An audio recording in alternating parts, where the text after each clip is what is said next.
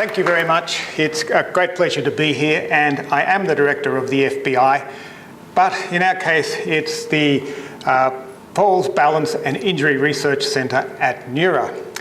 Now we have two main purposes in our group as the FBI. We want to understand why people fall and, more importantly, devise strategies for actually preventing falls in older people and other groups. So I'm going to start off now with the problem of falls and why we study this issue. Because we really do need to prevent falls as we age. And some important statistics here. 1 in 3 people aged 65 and over is likely to fall 1 or more times in a year. And when we look at that in terms of injuries, falls account for about 4% of all hospital admissions in people aged 65 years and over. And this is only going to get worse in terms of a health service resource, because by 2051, 1/4 of Australian people will be aged 65 and over. So it's a huge percentage of people in the older age group. So what are the consequences of falls then? Well, 10 to 15% of falls do result in major injuries. This can be soft tissue damage like cuts and abrasions, but also head trauma, dislocations and fractures. So major serious health conditions. Falls can also reduce quality of life and independence due to disability, a loss of confidence and activity restriction. And they can even result in people needing to live in nursing homes. And in the ultimate statistic, falls lead to many deaths. In fact, 1,000 people die in Australia every year from a fall-related injury.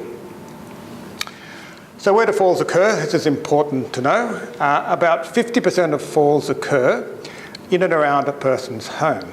So it's in places where people spend their time. Also in public places and also in other people's homes. Most falls occur on level surfaces, in commonly used rooms such as the bedroom, the living room and the kitchen.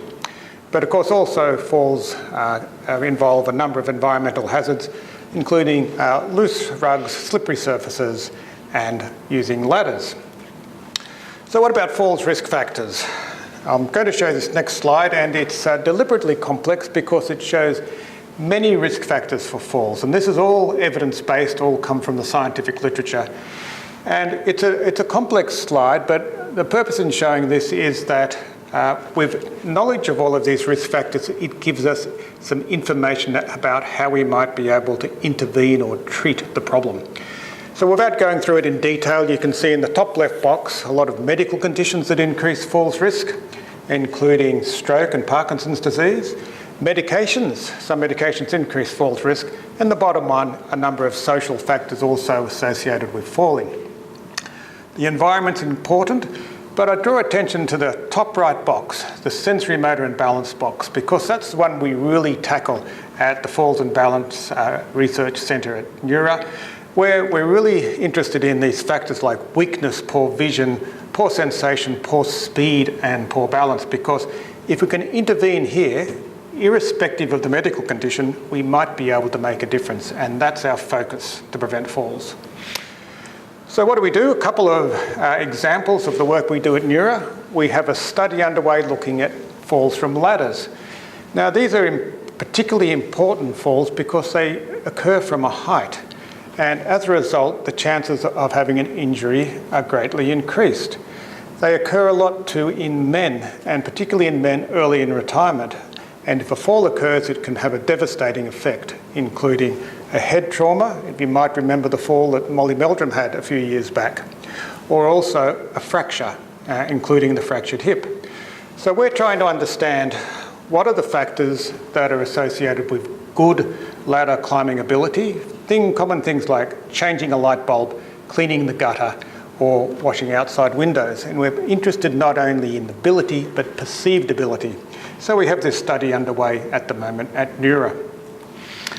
Another area we're looking at is training people to recover quickly and appropriately from trips and slips. And this is one of our more high-tech studies that we're undertaking in the laboratory at NeuRA. We have people in a very safe harness, and we have them walk on what is in effect a booby-trapped walkway. So the way this works is people walk on the tiles and often nothing happens. But from time to time, one of the boards in the walkway will flip up and make the person trip, or one of the vinyl tiles will move with them and make them slip. And it's a way of really training up the ability to take a quick and an accurate step if we hit a hazard. And we found from our initial work that people actually improve significantly in 3 short sessions over 2 days. So they recover better if they're exposed to the hazard and they fall less into the harness. So the next step I'm going to go on to is talk about recommendations for fall prevention that we know from the evidence base that we've acquired at NeuRA, but also from the rest of Australia and around the world. And I'm going to start with exercise, and I've got a couple of cartoons here. So the one on the left, the doctor says, "I see you've doubled the amount of daily exercise, but unfortunately 2 times nothing is still nothing." And the one on the right, again the doctor says, "The handle on your recliner does not qualify as an exercise machine." Now I'm starting with these two because as we get older there's a tendency to do less, to become more sedentary and to think that a little might be enough. So what do we really need to do to avoid falls? So I'm going to start with balance exercises because these are key. I'll come out right up front and say walking is not enough. We need to do balance exercises. So what does that mean? We have to do exercises in standing. People have to be standing on their feet. We have to minimise upper limb support. We have to do our balance exercises with our feet close together, possibly standing on one leg or taking steps. So we need to have exercises with balance, leaning exercises and stepping exercises. So one way you can go about this to make sure it's an evidence-based program is to look at the Active and Healthy website. It's from New South Wales Health, which was established in association with us a few years back. But it's a way to find an exercise program in your area that's evidence-based for fall prevention just by clicking on a tab. These exercise classes are located right through Sydney and in fact right throughout New South Wales. And so they're readily available and have an evidence-based balance component within them. Another way is to exercise at home, and step training is a key factor. We need to be able to take quick and active steps to avoid falling, and also to think about where we step when we do so. So this is a program we've got well underway where we're actively recruiting people to take part in this program, where the active part of the program, people do exercises where they think on their feet. So basically we provide this mat, it can be connected up to the person's TV and they can play interesting and exciting exer games. The one I'm showing here on the screen here is a cockroach stomping game, but there are other games such as Tetris and Pac-Man and Space Invaders that are all fun to play, but all done while a person is thinking and stepping. In terms of medication care, I'll move on to the next area, and the cartoon this time says it's the patient speaking, and she says, "I feel a lot better since I ran out of those pills you gave me."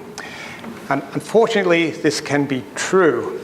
And so it's important to maintain regular visits to your GP for treatment of any conditions that can lead to falls, and also very important to manage medications to avoid medication creep.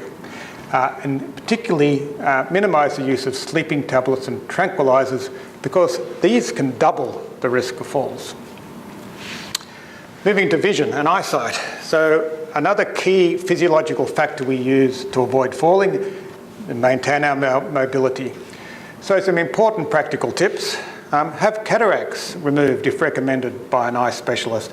This improves vision, it improves quality of life and it prevents falls. Have eyes checked every 12 months and wear your most recently prescribed glasses. Wear a hat or sunglasses when out if it's glary, and make sure your home is well lit, especially getting up at night. And finally, if you're active and out and about, wear single lens glasses rather than bifocals or multifocals. Now, why is this the case? Why do multifocals lead to falls? So the thing is that no matter what type, if it's a bifocal, a multifocal, a trifocal or a progressive, they've all got one thing in common. The bottom part of the glasses is designed for near vision. That is for reading a book. So when you're out in the street and looking ahead, the bottom part of your visual field will be blurred for any hazards in the environment. So I've got a simulated street scene here, and you can see the top section there is very clear. That's the top part of the lens. But through the bottom part, it's blurred. And in the bottom part, there's a big shadow from a tree, and there's a footpath misalignment, and that's the #1 reported environmental cause of falls we have. So if a person fails to detect that, and that's added to by blurred vision, you can see it's going to be an extra risk factor for falls. In fact, these type of glasses double falls risk. Moving on to unsteady balance and foot problems. The doctor in this case says, "It took me 3 hours, but I finally discovered why you're limping. You have lost the heel off your shoe." So clearly, wear safe shoes. Make sure you've been tested for diabetes. This reduces sensation in the feet, and as a consequence can impair balance and increase falls risk. Take care on rough ground. Avoid dimly lit areas and see a podiatrist, particularly if you've got painful feet. The study's shown that in itself can prevent falls. So high heels, we can see here a sequence of fashion. We go from high heel to high heel to high heel to high heel to the cast. So you can see the last one's not a fashion statement. So an elective disability, the high heel shoe. So what is a good shoe? And I know it looks a little unfashionable, but these are the things you should maximise. A nice firm heel collar, a low heel height, an outer sole that's slip resistant, a firm midsole and a firm fit. So those are the characteristics. Makes good sense if you've got a nice sturdy shoe, you'll have better balance. Finally, the environment, and the cartoon says, you mustn't play with grandpa's chair. So you've got a different number of risk factors out there, but lots of sensible things people can do. Ensure the home is well lit, mop up spillages on floors to avoid slips, install handrails near stairs if necessary, and report those hazards in an environment, particularly the cracked footpaths, to councils, so they can make the place safe for everybody. So I'm going to finish, there's lots of information, so finish with top 5 tips. So the take-home message is, what are the key things you can do to avoid falls? So #1 by far is to exercise and include a balance training component within it. It has to be balance exercises. Remember, walking is not enough. Have regular eye checks and wear the correct glasses. Manage any painful feet and wear safe shoes. Have regular health checks, including medication reviews. And finally, take care in hazardous environments and when climbing ladders. Thank you very much.